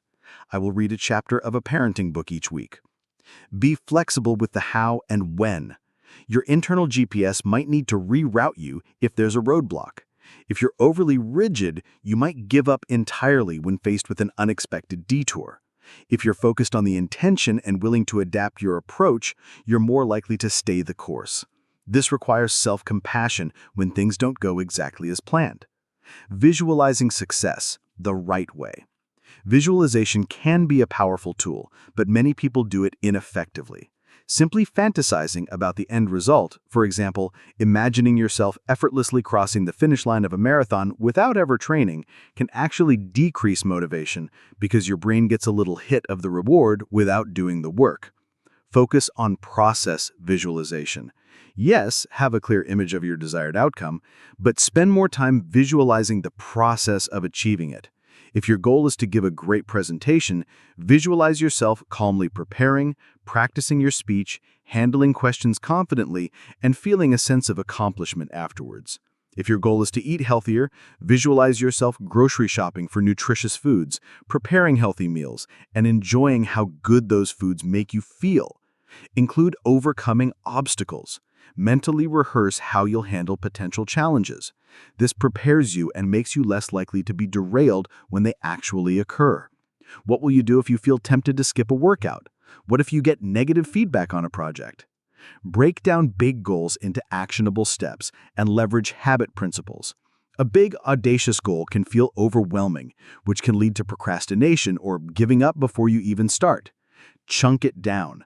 Break your large goal into smaller, more manageable mini goals or specific action steps. If your goal is to write a book, your first step might be outline Chapter 1, then write 500 words of Chapter 1. Focus on one step at a time. Your GPS doesn't show you the entire route from New York to California in one go. It gives you the next turn. Do the same with your goals. Turn steps into habits, Chapter 6. Where possible, turn these action steps into regular habits. I will write for 30 minutes every weekday morning before checking email. Celebrate small wins. Acknowledge and appreciate your progress along the way. Completing a mini goal is a win. This builds momentum and reinforces your commitment. This is where your empowering beliefs, Chapter 7, about your capability can be strengthened. Review and adjust your goals regularly. Your internal GPS recalibrates. Life happens. Priorities shift. You learn more about yourself and what you truly want as you move forward. Your goals shouldn't be set in stone, only to be looked at once a year. Schedule regular check-ins. Weekly or monthly, take some time to review your goals. Are they still relevant? Are your actions aligned with them? What's working? What's not? Be willing to adjust or even abandon goals. Sometimes you'll realize a goal isn't right for you anymore, or a different goal has become more important. That's okay. It's not failure, it's self-awareness in action. Your internal GPS is allowed to say, recalculating route. This requires honesty with yourself and letting go of sunk costs, the feeling that you have to continue just because you've already invested time or energy. Use setbacks as feedback. When you encounter an obstacle or fail at a step, don't let your inner critic, Chapter 9, take over. Instead, ask curious questions. What can I learn from this? What went wrong? What support do I need? How can I adjust my approach? Consider David, who wanted to start his own online business. Old approach, no self-influence factor. Goal, make $100,000 in the first year. He worked frantically, got overwhelmed by the sheer number of tasks, faced a few early setbacks, felt like a failure because he wasn't hitting his numbers immediately, and burned out. New approach, with self-influence factor. Value alignment. I want to create a business that allows me financial freedom and the flexibility to spend more time on my creative hobbies, value. Intention and process focus. My intention is to build a sustainable online business. I will focus on learning one new marketing skill each month and consistently creating valuable content for my audience. Process visualization. He visualized himself enjoying the learning process, connecting with customers, and methodically building his systems. Breaking it down and habit stacking. This week, I will research my target audience for 30 minutes each day after my morning coffee. He celebrated completing his research. Review and adjust with self-compassion. After a month, his audience growth was slower than hoped.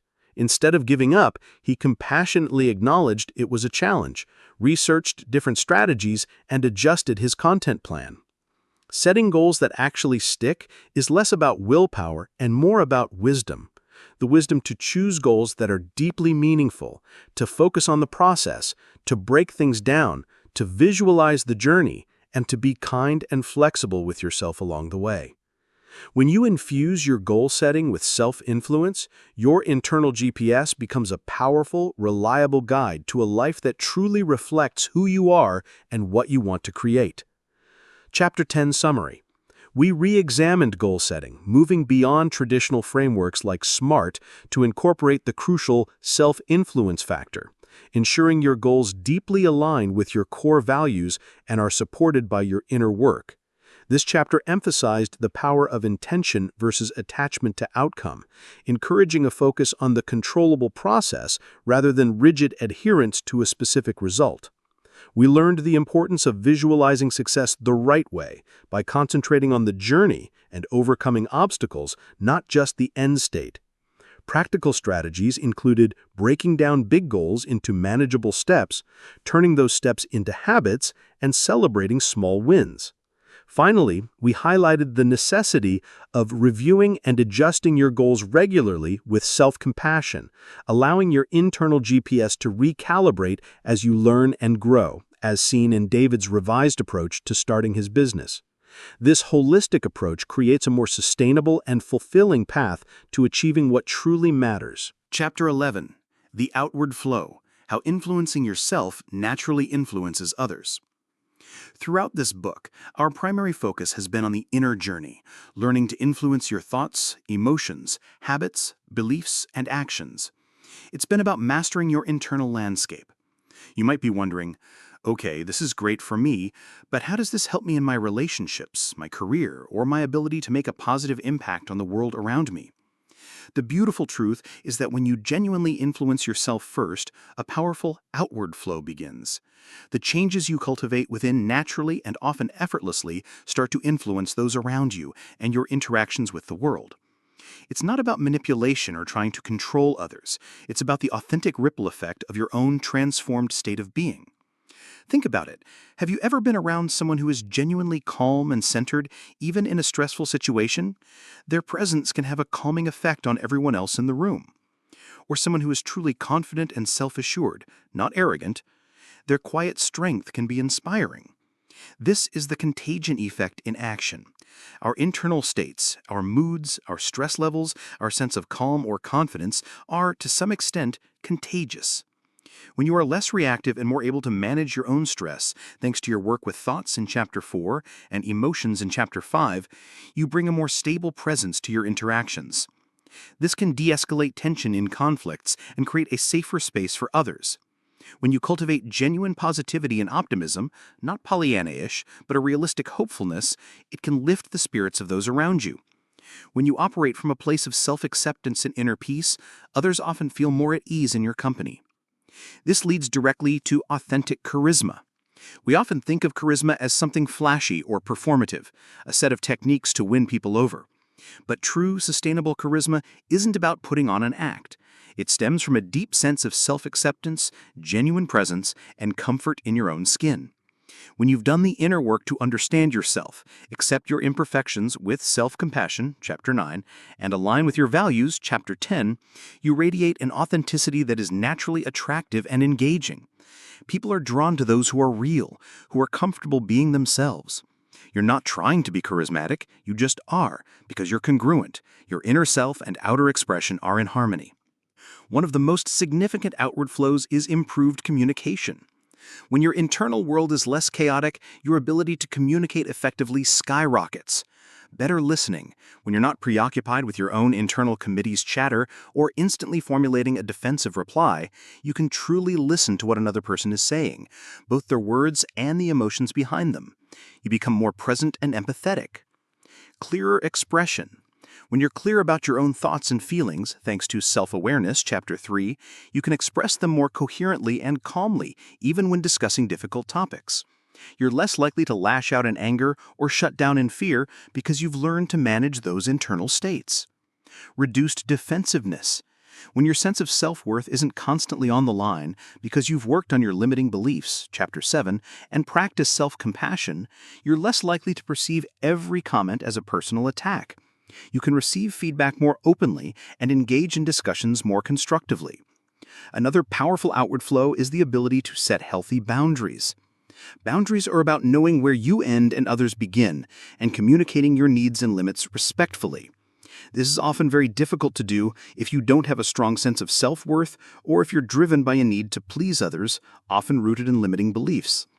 When you influence yourself first, you develop a clear understanding of your own needs and limits. You build the self-respect that makes it feel okay to say no when necessary without excessive guilt or fear of rejection.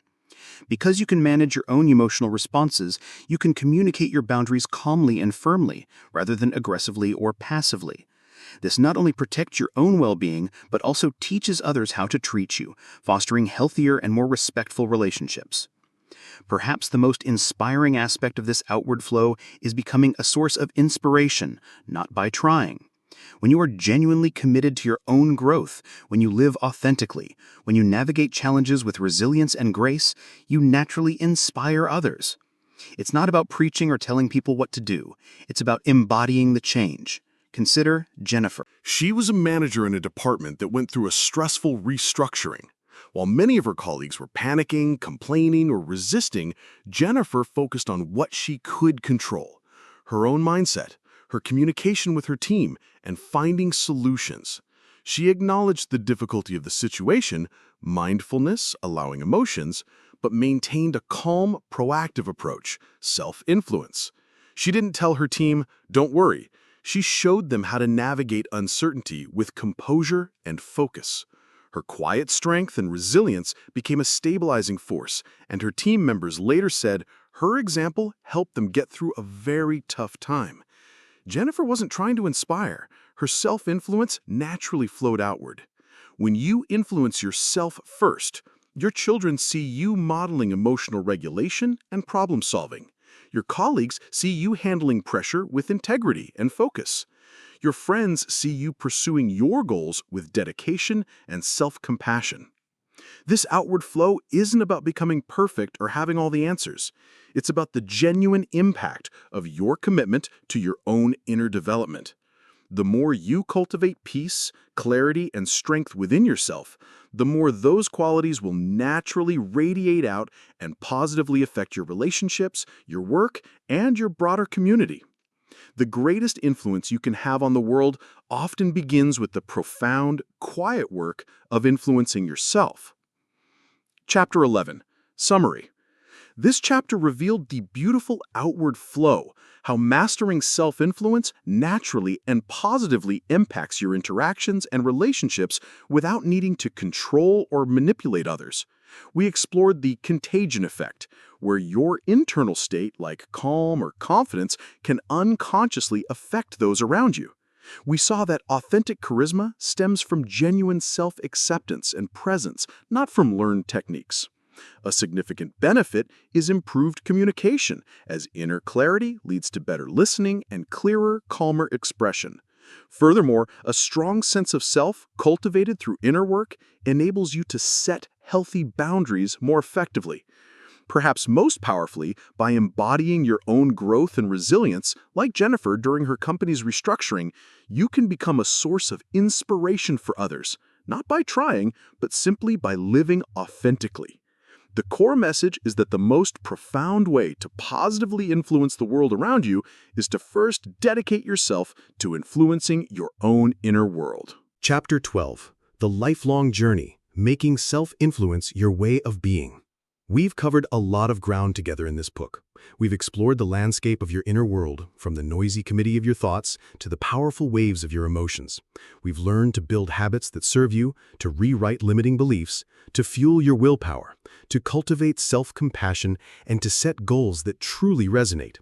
You've been given a map and a set of tools to navigate the most important territory you'll ever explore: yourself. As we reach the end of these pages, it's crucial to understand one thing above all else. Self-influence is a practice, not a destination. There's no graduation day where you receive a certificate of perfect self-influence and then coast for the rest of your life.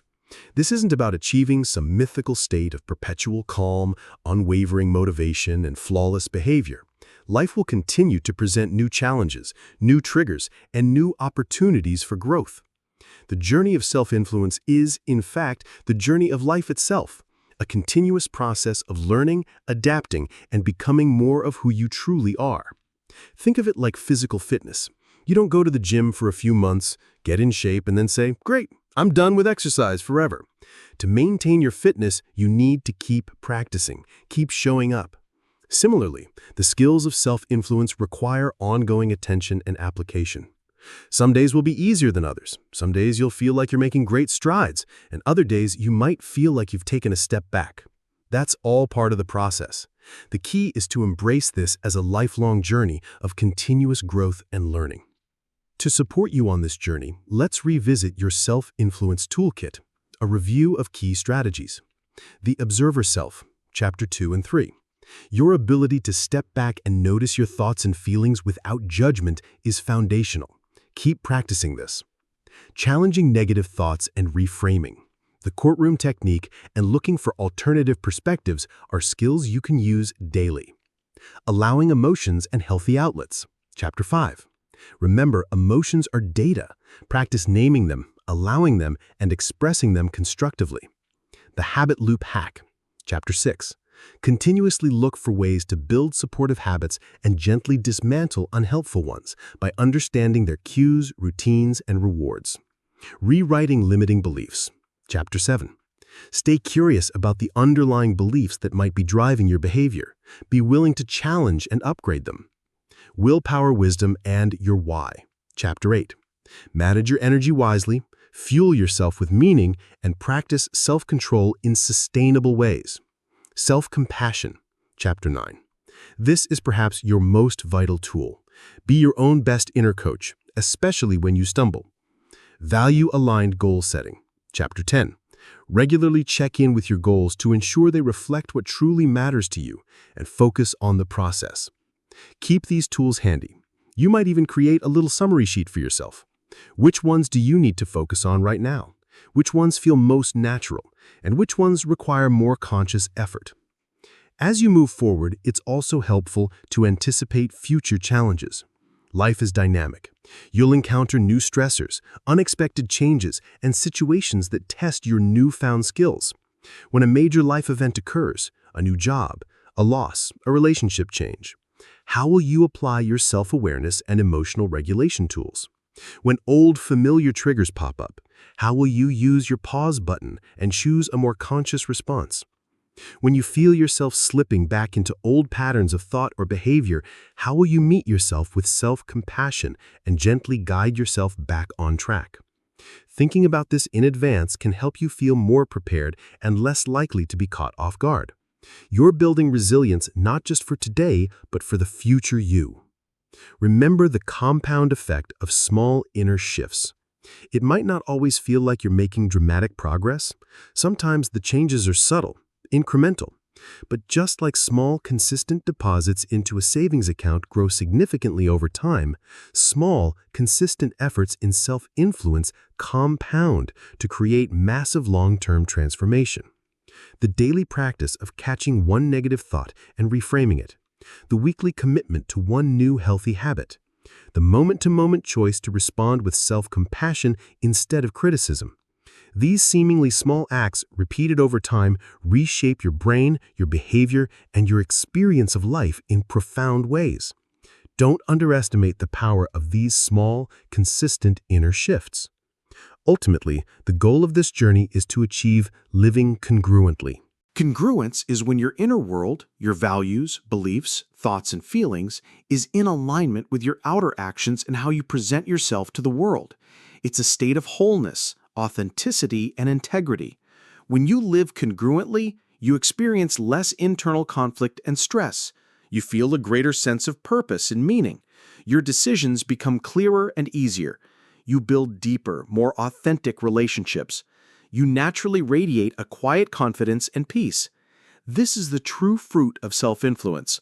Not a perfectly controlled life, but a life lived with genuine integrity from the inside out. A final encouragement and call to action. The power to shape your thoughts, your emotions, your actions, and ultimately your destiny has always been within you. This book has hopefully served as a guide, a set of keys to unlock that power and make it more accessible and usable in your everyday life. You don't need anyone else's permission to start. You don't need to wait for the right moment. The right moment is now. Pick one thing from this book that resonated with you, just one small strategy or insight, and commit to practicing it this week. Maybe it's paying more attention to your self-talk. Maybe it's trying a 5-minute mindfulness exercise. Maybe it's identifying one small habit you want to change. Start small, be consistent, and be kind to yourself along the way. The journey of self-influence is the most personal and perhaps the most rewarding journey you will ever undertake. It's an investment in yourself that will pay dividends in every area of your life. The remote control for your inner world is in your hands. Use it wisely. Use it with courage. Use it with compassion. You have everything you need to begin. The power is within you. Start today. Influence yourself first, and watch as your world transforms. Chapter 12, Summary. In this final chapter, we've cemented the understanding that self-influence is not a final destination, but a lifelong journey, an ongoing practice of continuous growth and learning, much like maintaining physical fitness. We reviewed the key strategies from the book, creating a self-influence toolkit to draw upon. We encouraged anticipating future challenges and consciously considering how to apply these skills when life throws curveballs. A crucial reminder was the compound effect of small inner shifts, emphasizing that consistent, small efforts in self-awareness and self-regulation create massive long-term positive change. The ultimate aim of this journey is living congruently, aligning your inner world with your outer actions for a life of integrity, purpose, and peace. The chapter concluded with a final encouragement and a call to action. The power to shape your life has always been within you. This book has simply provided the map and the keys. The adventure of living as your most self-influenced, authentic self truly begins now, by starting small and practicing consistently.